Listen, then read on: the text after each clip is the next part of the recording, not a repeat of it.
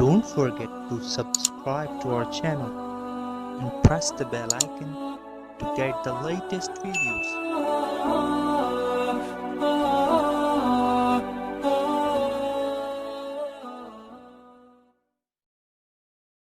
الله صلى الله عليه وسلم فوجد معاذ بن جبل قاعدا عند قبر النبي صلى الله عليه وسلم يبكي فقال ما يبكيك؟ قال يبكيني شيء سمعته من رسول الله صلى الله عليه وسلم يقول إلى آخره. حضرت عمر بن خطاب رضی اللہ تعالیٰ عنہ فرماتے ہیں کہ وہ ایک دن مسجد نبوی میں آئے اور وہاں انہوں نے حضرت معاذ بن جبل رضی اللہ تعالیٰ عنہ کو دیکھا. وہ رسول اللہ صلی اللہ علیہ وسلم کی قبر مبارک کے پاس بیٹھے رو رہے تھے. حضرت عمر بن خطاب فرماتے ہیں رضی اللہ تعالیٰ عنہ وہ ایک دن مسجد نبوی میں آئے اور وہاں انہوں نے حضرت معاذ بن جبل رضی اللہ تعالیٰ عنہ کو دیکھا کہ وہ رسول اللہ صلی اللہ علیہ وسلم کی قبر مبارک کے پاس بیٹھے رو رہے تھے. حضرت عمر نے رضی اللہ تعالیٰ عنہ نے ان سے پوچھا کہ تمہارے اس رونے کا سبب کیا ہے؟ انہوں نے کہا مجھے ایک بات رلا رہی ہے. حضرت معاذ فرمانے لگے مجھے ایک بات رلا رہی ہے جو میں نے رسول اللہ صلی اللہ علیہ وسلم سے سنی تھی. میں نے آپ علیہ الصلوۃ والسلام سے سنا تھا. آپ فرماتے تھے تھوڑا سا ریا بھی شرک ہے، تھوڑا سا ریا بھی شرک ہے، تھوڑا سا ریا بھی شرک ہے.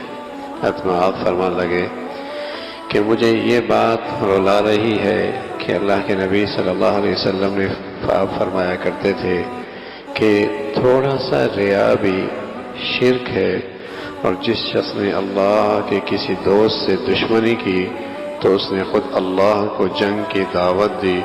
اور بے شک اللہ تعالی محبت کرتا ہے ان نیکوکار متقی بندوں سے جو ایسے چھپے ہوئے ہیں، نامعروف ہوں کہ جب غائب ہوں تو کوئی ان کی تلاش نہ کرے، حاضر ہوں تو کوئی ان کو دعوت دے کر اپنے پاس نہ بلائے.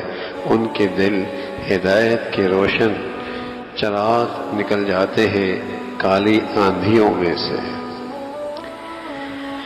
یہاں اللہ کے نبی صلی اللہ علیہ وسلم نے جو پہلی بات ارشاد فرمائی ہے وہ یہ ہے کہ تھوڑا سا ریا بھی شرک ہے. در حقیقت تنہا یہی بات ان بندوں کو رلانے کے لیے کافی تھی. تنہا یہ بات ہی بندوں کو رلانے کے لیے کافی تھی کہ تھوڑا سا ریا بھی. اور اس پر اللہ کے نبی صلی اللہ علیہ وسلم نے کیا بتایا کہ سب سے بڑا گناہ شرک ہے. آپ نے فرمایا یہ شرک ہے، ریاکاری. تو یہ وہ چیز تھی کہ جن کے دلوں میں اللہ کا خوف ہو اللہ ہمیں نصیب فرما دے.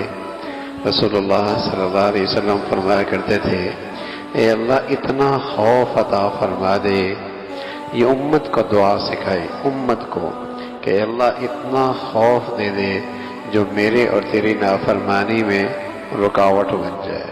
یہ امت کو دعا سکھائی کہ اللہ سے اتنا خوف تو مانگو جو تمہارے اور تمہارے گناہ کے درمیان رکاوٹ بن جائے.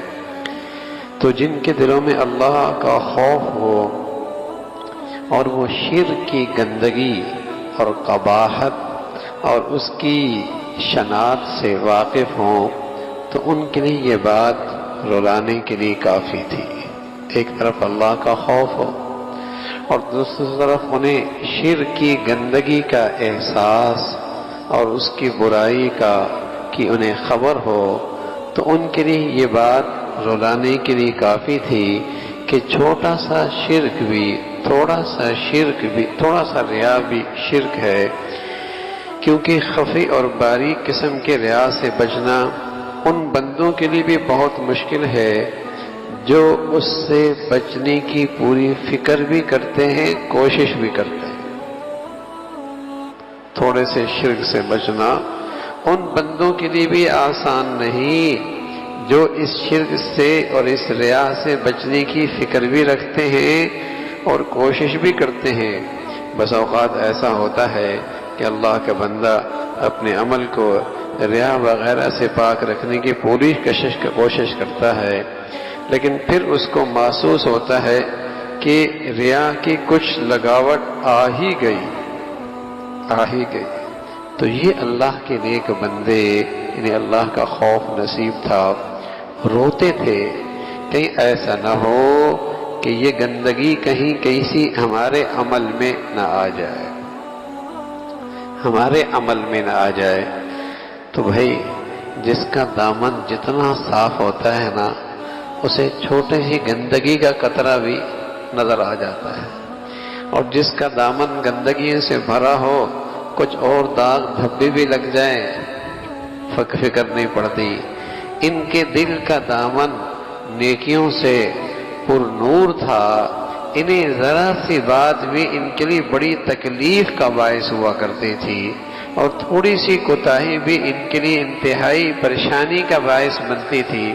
اللہ رب العزت نے انہیں جو صاف دل اور صاف اور پاکیزہ زندگی عطا فرمائی تھی، اور یہی وہ بات تھی کہ اعتماد جب انہیں اس بات کا احساس ہوتا اور یہ خیال آتا کہ چھوٹا سا ریا بھی شرک ہے، تو اس وجہ سے رونے لگتے کہ میں اپنے عمل کو پورے طور پہ اس سے کیسے محفوظ رکھ سکتا ہوں۔ یہ وہ لوگ ہیں جنہیں اللہ کا خوف نصیب ہوتا ہے۔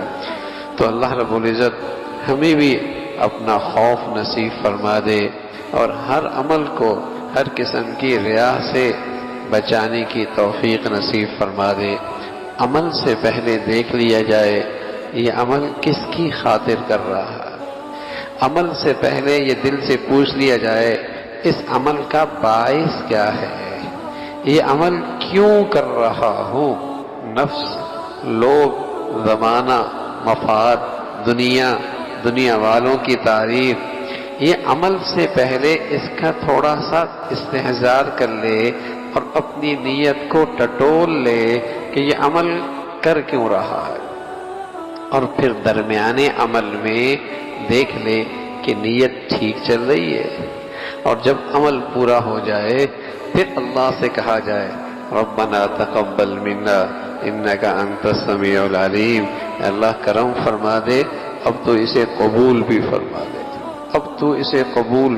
دے، عمل سے پہلے نیت کی درستگی، درمیان عمل اس کا لحاظ، اور عمل کے بعد اللہ کے سامنے گڑ گڑا کے اس عمل کی قبولیت کی دعا۔ تو اللہ کی ذات سے امید ہے اللہ اس عمل کو قبول بھی فرمائیں گے، اس کے ثمرات بھی نصیب فرما دیں گے۔